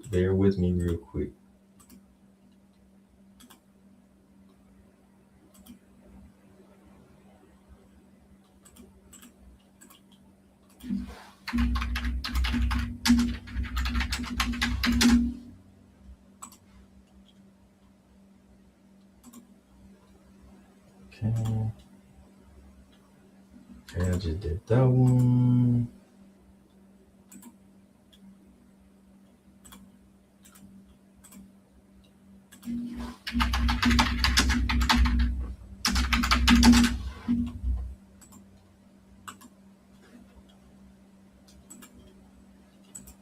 Okay, it should work now. I just deleted the pinned link and then I repinned it just now too. If you're watching from vertical, I just repinned it to the vertical, and if you're watching from horizontal, I just repinned it to the horizontal as well. So it should work now where you guys will be able to join. He said, Drink the Dr. Pepper says, I don't like subjective morals, therefore objective morals exist. I'm curious, are you atheist? Because the way like you're saying it, I think you're saying it as if you do believe in objective morals. So maybe you don't necessarily believe in God, but you believe in objective morals. Is that correct? And if so, I'm actually interested in having a conversation with you because I wonder how you can not believe in a God but have objective morals. That would be pretty interesting conversation, because the position that I hold is there is no objective moral unless God exists. A moral lawgiver exists.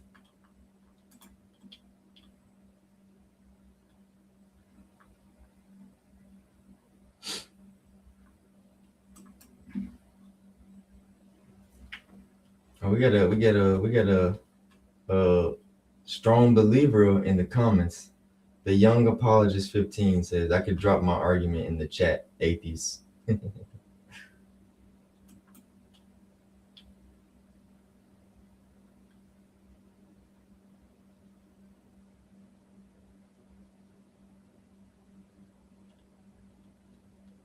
Said premise one, absolute nothing cannot actualize, so a something always existed. Do you agree? That's a good point. That's a good point, because if it's nothing, it can't actually exist. If it's actually nothing, it can't actually exist. So therefore, something had to always exist, which points to our eternal God. That's the first premise you can never get around. You can stop at premise one. They can't get around that.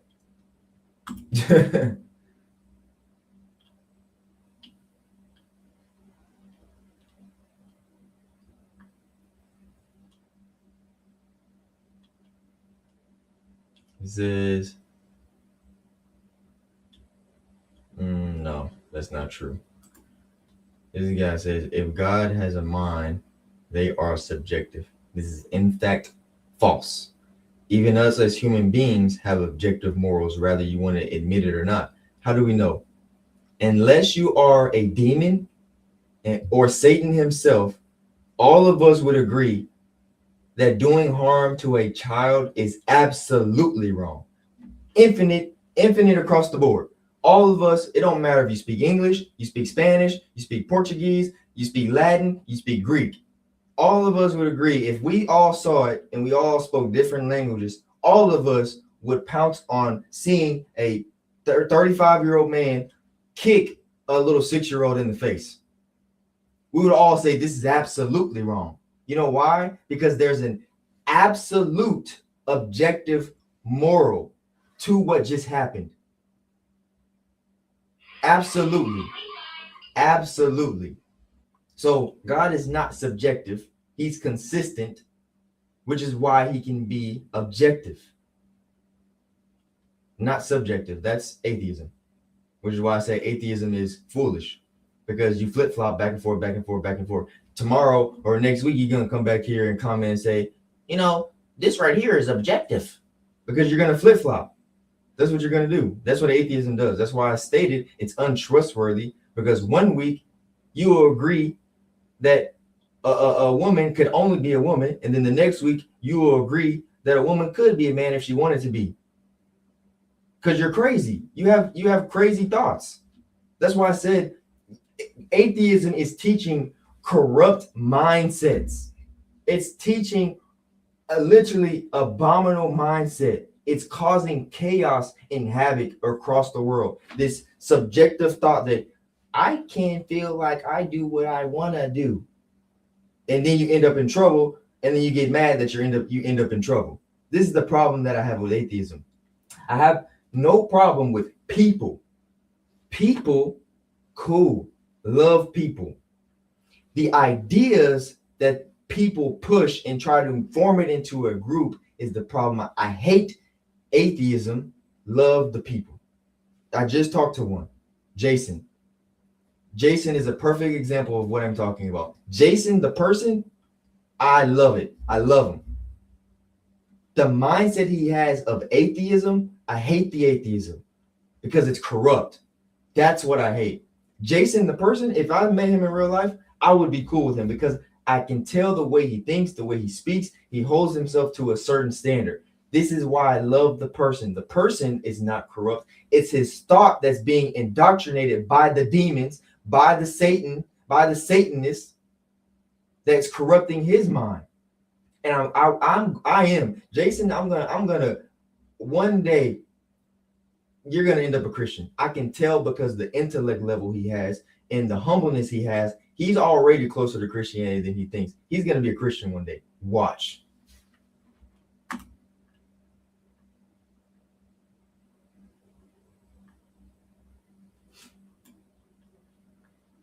Nobody else want to join, have a conversation? Atheism, this is my topic. Atheism is foolish. Paul confirms God exists. Do you agree or do you disagree?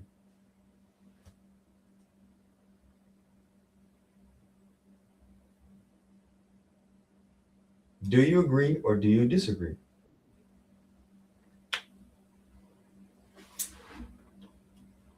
I don't want to say his name wrong. Let me pop you up, boss. Hey, what's up, boss? Can you hear me? Hey, man. Can you hear me? Yeah, I can hear you now. I don't want to mispronounce your name. How do you say your name? Isidro. Isidro? Isidro. Isidro. Yes, sir. Okay, Isidro. Okay. So, what do you think about the? I don't know how long you've been listening. How long have you been listening? Only a couple of minutes, but yesterday I tuned in a little bit, and I've mostly been typing away at the comments and stuff like that. Okay. So, what do you think about the topic? The topic is atheism is foolish, and Paul confirms God exists. What do you think? I just kind of wanted to touch on some of the other topics that you were talking about. And, was it a topic I said today? Something I said today? Yeah. Just a couple of minutes ago. You're saying how you hate the idea of atheism. So I identify as atheist, and I don't think there is anyone or anything or any belief system telling me how I should, or I guess you can say what I should believe in. So it's just kind of myself forming my own, moral code, what I think or how I think I should be living my life. So are you telling me that from birth you were an atheist? No. Well, I mean, I guess from birth, yes, but I was I grew up Catholic. So then what you just said wouldn't actually be true. You just made a statement stating that you don't need someone telling you, how to be an atheist or anything like that. But in fact, there had to be, because you just confirmed that you were a Catholic at some point. So something had to influence your change in direction from Catholicism to atheism. Yeah, for sure. Yeah, I think. Right? I'm sorry, Rob. I said, so something did influence that then. I think it was just more me kind of questioning the faith. I wouldn't say it was a particular belief. I think it's just more of an internal thought. Me going, well, is this really what happened? Is this really kind of, what I need? Or I guess you can say, does this make sense to me? Mm-hmm. And so for me, it just kind of stopped making sense. As a Catholic, I did, I was baptized, did my communion, did my confirmation, even taught confirmation. But at some point, I just kind of went, and it was a church goer, went every Sunday and stuff like that. Mm-hmm. But to me personally, it just kind of stopped making sense. So then there was, between you going to church every Sunday to where you are now, there had to be either an influence or an event that made you say, I'm gonna question this. I've always been very curious mind, The reason I asked that that way is because I've never seen like someone, like, for example, I've talked to people who were Christians and then they went to atheism or agnostic, or they were a part of something first and then they went to something. It's always usually an event that happens or something happens that sparks it that transitioned them versus someone who never was a Christian or never was a Catholic, right? And they were just introduced to atheism first. This is a completely different approach versus someone. Yeah, Usually, I think it's just kind of over time. I've always kind of I guess I've always had moments where I question the faith, and I think over time it just, as I kind of started looking into it and looking at what the alternative beliefs might have been, or what the explanations are for whether there is or isn't a God, and you know, so then you would disagree with Paul actually confirms an existence of God. yeah, Why so? not just I guess denying Paul's claim, but just denying the claim that there is one. Well, the reason I say Paul is because even by skeptic scholars or atheist scholars, they confirm that Paul has at least 7 authentic writings. And in these 7 authentic writings of Paul, Paul is stating something very significant, which is there is a God, there is a Jesus, and Jesus died for our sins, and he rose from the dead, and he's now in heaven. So I'm curious, why would these atheist scholars even consider that the fact that these things are at least authentic to Paul? Yeah, so I guess from a historical point of view, I think atheists would agree that the disciples, Jesus, were real people. Mhm. And whether they were or weren't doesn't really matter to me. It doesn't matter if Alexander the Great was a real person to me. It doesn't matter if Socrates or Plato were real persons to me. Whether they existed or not, I don't think that's something really that, I guess It's significant to you. would be of significance to somebody who would question whether God is real or not, right? The reason I think that their existence matters is because confirming their existence confirms that these things have to be at least looked into. What I mean by that is, Yeah, for sure. what I mean by that is if God does exist and a man walking the earth claimed to be God, is that at least worth looking into? There was someone walking this earth that claimed that he was God in the flesh and he had a father who was still in heaven. Yeah, So if that person existed,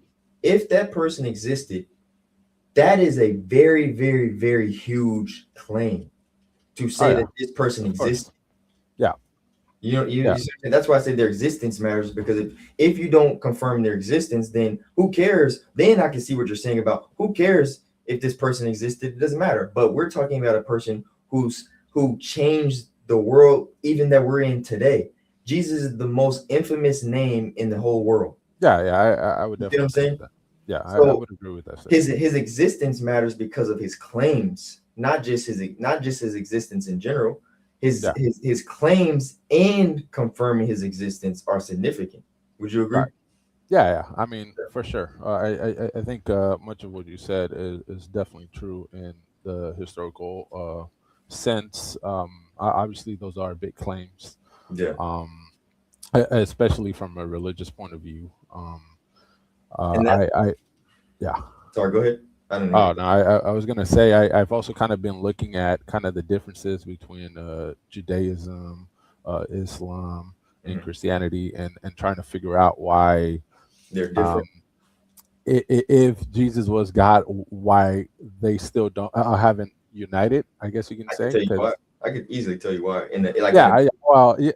I mean, I know why, but why do you think? I'm just curious, real quick. It's off topic, but I just want to know really quickly. Why do you think that they? Yeah, I mean, from my understanding, it's that Jews they believe that Jesus was not God, and they still believe in the Old Testament God, and that God cannot be flesh. And then for much of Islam, it's that they believe Jesus was a prophet and not God, and I guess Muhammad had other was also another prophet 500 years after Jesus. So they kind of want to latch onto a more. I mean, I guess at this point, I can't even say it's a modern prophet, you know. Yeah, so, But but I have seen a lot of you know, I guess arguments against Islam, yeah. and I would say, I mean, if anything, I think the two that are more of a bigger focus is Judaism and Christianity. It's like, why haven't the Jews completely converted? Why is it that they're not even being taught the New Testament? So the funny thing about that is, Yeah, so quickly for what you just said. So the reason that Islam is doesn't agree with Christianity is hmm because Islam actually contradicts their own prophet. yeah, Jesus I've Je- seen. Jesus is saying, "I am the Son of God, and I've came here to save the world." Right. And Islam is claiming God could never have a son. Jesus is just a prophet. But here's the issue.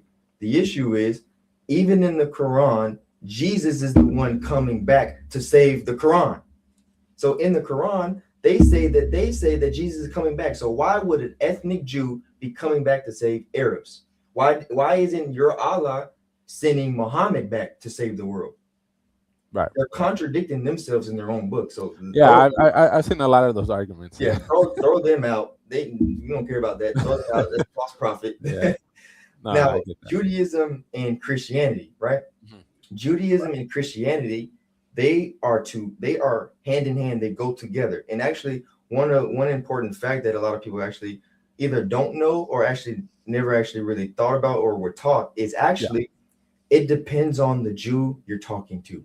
There are Jews that believe in Christ. They're called Messianic Jews. Yeah. You know what I'm saying? I've So heard of it that really term. Yeah. depends on the type of Jew you're talking to. Yeah. So there's some Jews that believe in Christ, and there's some Jews that don't. Yeah. And the problem is they reject Jesus because they think he was blasphemy. But if you go back to the Old Testament, that's the same God in the New Testament. And how do we know? Because the Old Testament clearly states that there is a Messiah, there is a son of man who's going to come down on the clouds, and he has the authority of the Ancient of Days, which the Ancient of Days is always been identified as Yahweh, God himself. So you have a son of man coming down on the clouds of heaven who resembles a human being in the Old Testament. He's in Jeremiah, he's in Isaiah, and he's in Daniel. Yeah. So the Old Testament is telling them that there's going to be a man that comes down who resembles the Son of Man, meaning looking like a human, who comes down on the clouds of heaven, who's going to have the authority of Ancient of Days. And they're rejecting their own book. So the reason that they're confused is because they don't even want to accept what their own God told them since the beginning of time. Which Yeah. even in the New Testament, it actually even tells you this, that God is he's actually partially hardened the hearts of Israel. And the reason is because guess what? If the Jews themselves actually did accept Jesus, you will have the issue that you have today, because God wasn't just coming to save the Israelites or Israel. He was coming to save the world. And the Israel believed that they were the chosen people. They believed that only them were chosen for God, right? Right. Only them. But Yeah. Jesus said, no, it's for everybody. So God partially hardened the hearts of some of the Jews. The reason is because if the Jews who thought that they were the chosen ones accepted Jesus, guess what they would have never done? They would have never split in half, and some of the Jews left to spread the gospel to the world. Right. So if they would have kept the gospel to themselves and said, this gospel is for us, we don't care about the world, they would have never given me and you the opportunity to hear the gospel of Jesus. So it even tells us God partially hardened some of the Jews' hearts in order for his will to be fulfilled, for Jesus' gospel to be spread across the world, because they didn't want the Gentiles to get the good news. So he allowed this to happen so that way the whole world could hear his news. Yeah. I mean, I will say this. The idea behind the concept of God, obviously, is an appealing idea. Mhm. I think that there are a lot of comforts that that concept provides for people. And I'm not necessarily against what religion can do and does for people. I'm not really against that. Mm-hmm. For me, it's just without trying to be offensive, it's just kind of a Oh fairy no, tale. nothing taken. I don't take this personally. And It's great. like for me personally, it's like, okay, and even within our own communities and stuff like that, I can see the church and um, they do a lot of community outreach and cleaning up neighborhoods and Mhm. cleaning up addictions, and I'm all for that, right? I'm not saying, oh, let's abolish it. No, The this is not good what the good deeds. right, of Yeah. course. I mean, even helping people cope with death. I think it's a beautiful concept, right? So Going to what is heaven. it? Yeah, What is it that you do reject or question? Because you said there's some of these things here. You're like, I'm yeah. cool. I just don't accept that. I mean, I'm familiar with the concept of God. I Mhm. just don't accept the concept of God. While that stuff sounds nice, it's Mhm. like I don't think I need that to be a good person, right? To Well, well, that's the and I know it's subjective. I mean, I've been looking into this kind of stuff for a while. I know people say, oh, it's not about being good to get into heaven, but the thing is, I don't want to be good to get into heaven. I want to be good just to be good, and that's the difference. The thing is, I feel like a lot that's of Christians. the thing though is there's not one human being. This is the reason why Jesus said he came in the first place because No, I get that. he's stating objectively, not subjectively. He's stating objectively there is not one good human being that walks this earth because every single one of you sins. Every single one of you sins, and because of this, I'm not a Right, God of destruction. I'm a God of compromise. I'm a right. God of reconcile. I'm a sovereign God. So I'm Yeah. coming here. I do not want to destroy you. I want to save you. In order for me to save No, you, I get that. I have to, I have to take on the burden of that sin. So there's not one human being, myself included. There's not Yeah, one human being who's actually a good person, yeah, objective, yeah. objective. And I mean, yeah, I mean, yeah, of course. I mean, the concept of sin, the concept of being bad and doing evil things and lying or being deceptive or whatever. I mean, we're all kind of guilty of that, right? I mean, Yeah. not everything Yeah. that's outlined we're going to be guilty of. Correct. I mean, some might, you know, Mhm. but I think So with then, with me, it's not about um, being saved. With me, it's if I feel like I lived a good life and I did good, you know, but with and atheism, this is the yeah, other part. This is why I like actually talking to atheists because this is my thing. What would a good life matter yeah, if we pass away and nothing exists? This means ultimately you're living yeah. for nothing. So if you're living Well, for nothing, yeah, why do you care to be good? yeah. So I would say it is a very individual kind of um, I guess goal. Not everyone, if But they found why out, if nothing matters? Like if yeah, there is nothing after this, why would it matter? yeah. So for me personally, uh, I would say it gives me a higher value for life, knowing that after this, like this is the only thing I get. For me, I would treasure this life more than anything, right? But if it's Yeah, subjective, that means you have no value. That's the yeah, problem. yeah. I mean, at the end of the day, maybe I don't, right? And No, I'm I okay think with you that. do. I think you No, do no, because and that's fine. As a you are Christian, made in the image yeah, of God. as a Christian, you would say that, and that's fine, right? I understand that. I've had these No, no, conversations. I'm asking you Yeah, because you're the atheist.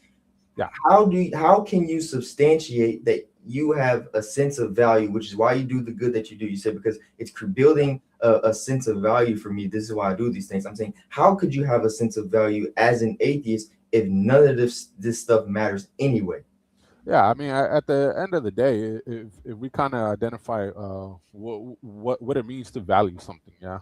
I mean, money might hold value, but in certain economies, like Venezuela, for example, money doesn't mean anything.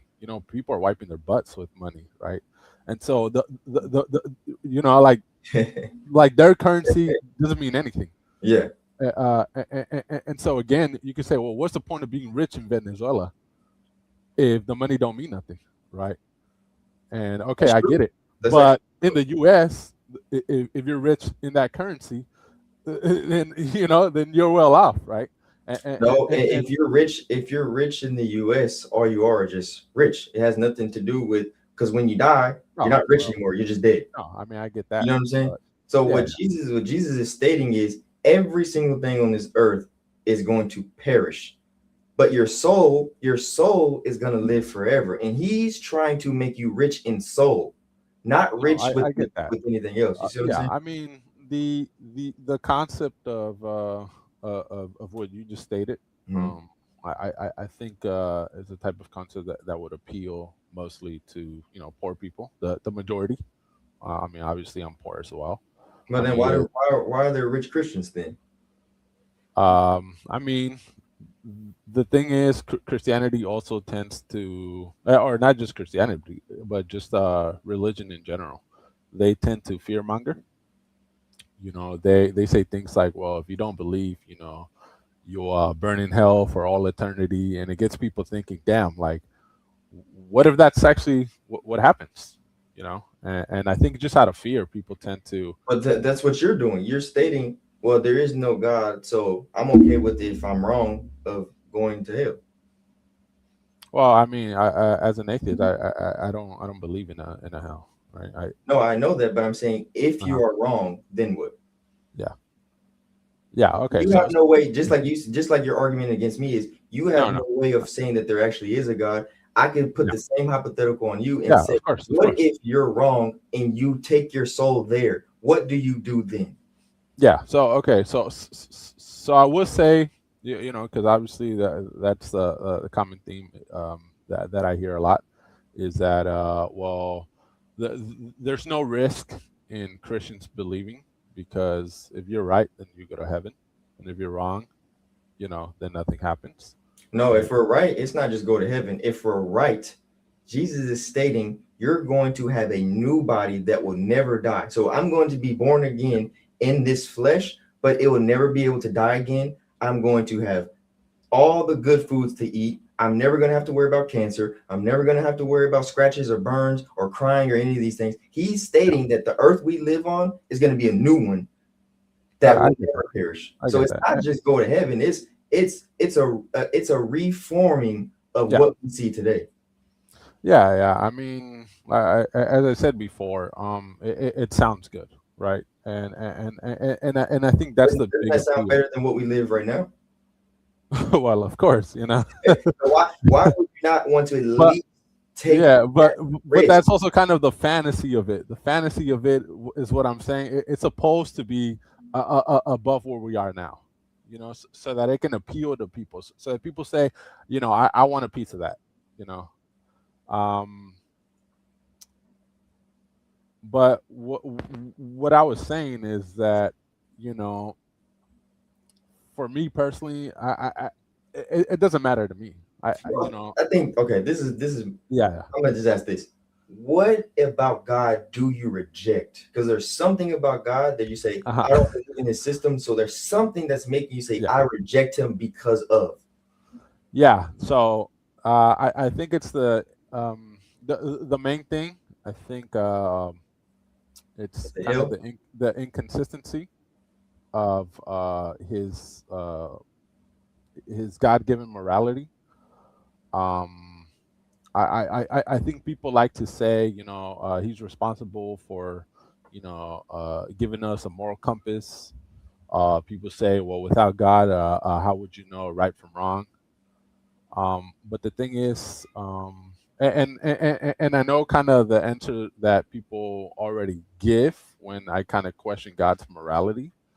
People say, well, he's God. His actions are not immoral; they're righteous. Okay, so what you're Um, stating is yeah, you reject God because you don't think He's actually all good as He's portraying to be. yeah, exactly. Okay. Okay.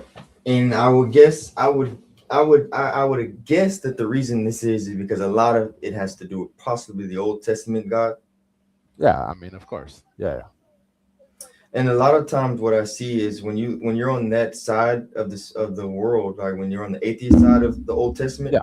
they're distorting what's actually going on. Because, okay, I'll give you an example. Look at this. I'm gonna show you this because I want you to get a concept of what I'm about to explain. Look. Yeah. So Psalm 53:1 right here says, "The wicked fool says in his heart, there is no God," right? But if I were to take this part out right here and then just give you this part right here of the verse and say, there is no God, you wouldn't get the context that he's saying the fool says that there is no God, not that the Bible says that there is no God. But if I just give you this concept right here and just say there is no God, and then put that out there, so what they're doing is, for example, like in places like Deuteronomy or Numbers, they're taking the piece of it and say, hey, look at God producing genocide in this area right here, but they're leaving out this part here, leaving out the part that God gave them 400 years to stop sacrificing babies, to stop sexually assaulting women, to stop murdering each other as brother and sister. He gave them 400 years to do this. They're leaving that part out. No, I mean, I get kind of what you're saying. I think a lot of would it be moral for you, right? Would you say you're a just person if someone was to harm? I don't know if you have kids, but if you have kids, if someone was to harm your child or harm your woman, right? And then you put justice into them, and would you say that you were wrong for that? If I put justice into them, yeah. If someone harmed your child and then you judge them for it, right? And you judge them for it, would you call yourself unjust? Yeah, you would. Why? Yeah, I don't think it's up to me to judge. I think we have systems. So you will let them harm your child? Well, if they've already been harmed, then I can't prevent that. Oh, now, if I can prevent them from being harmed, then yeah, I would try to step in, right? That's where we differ. The problem is, if someone were to harm my child, I would try to bring justice to them. And that's fine, but because it's the consequences of our law. No, but it's absolutely wrong. Oh yeah, I mean, I'm not saying it's right. Of course you would want to. Of course I would want to too. But I think I would be smart enough to say, well, I'm gonna let the law handle it. But then that means if I step in, you wouldn't do it, but you would let someone else do the justice. Well, that's why we have law. So then someone is still putting justice there. Would you call the law injustice for doing that? Yeah, it can be. It can. No. If someone actually we have confirmation that they harmed your child, and the police said we're doing this to him because they did this to your child, would you say the law was unjust?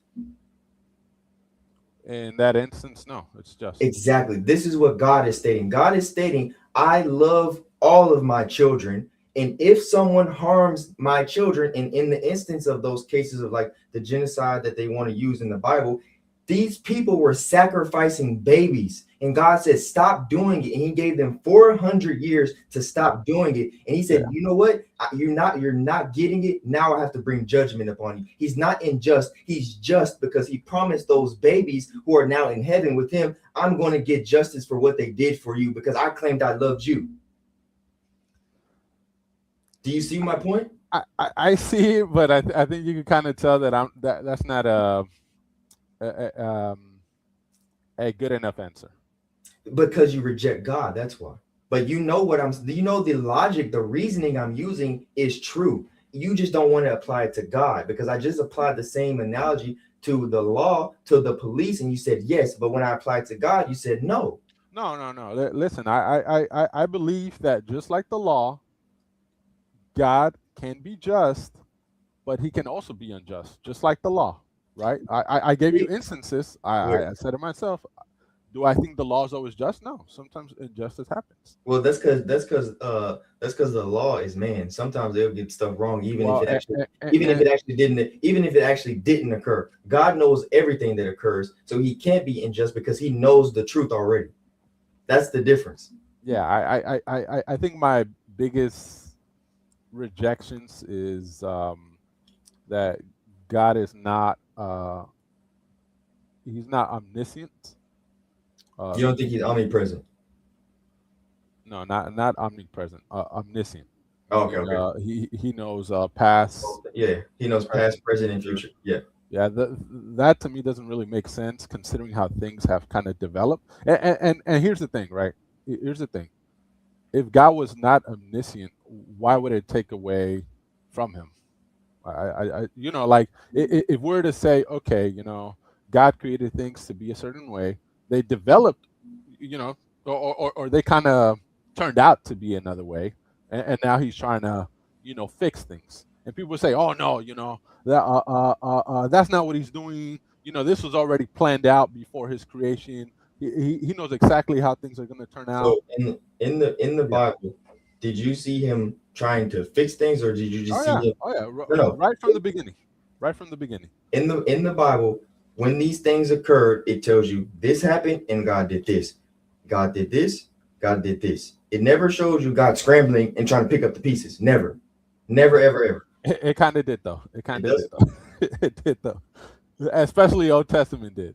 And I mean that's the whole reason for Jesus, right? He's trying to fix stuff. He's trying to fix stuff. No, what he's trying to get people to see is they will never go to paradise without him. That's what he's trying to get people to see. Fix their hearts, because everyone's hearts are corrupt.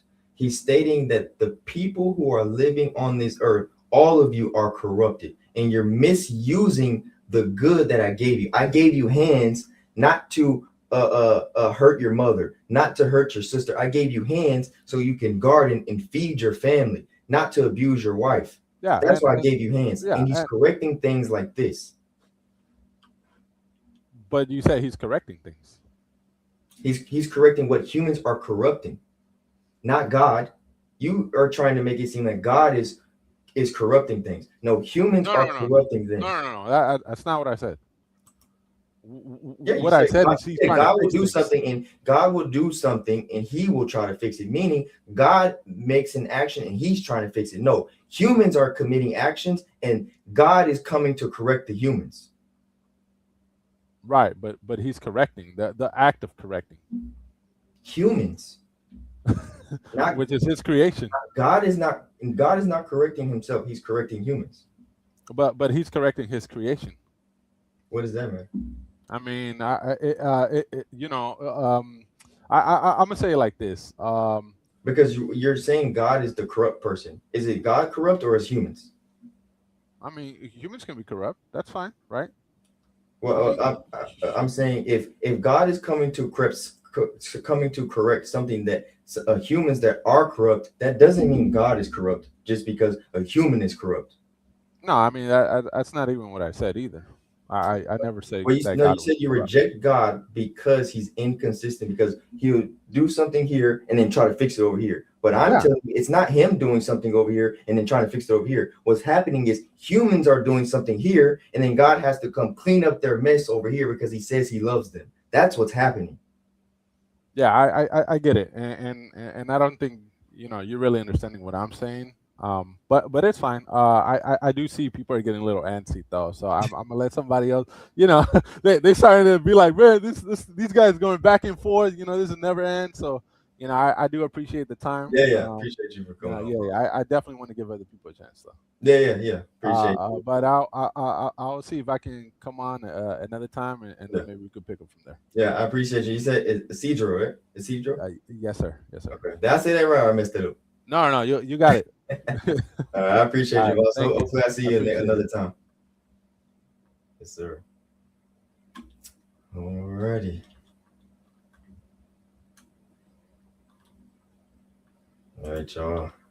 I've been on here for 2 hours. I gotta go eat dinner. My wife cooked some dinner. My kids getting ready to go to bed soon, so I'm gonna eat dinner with my kids and my wife. And I see Legendary here, and I see Jay. If you guys come back next time, I promise you, I'm gonna bring you two guys up to talk to you guys next time. But I have to go eat dinner. I appreciate you guys for tuning in. Thank you.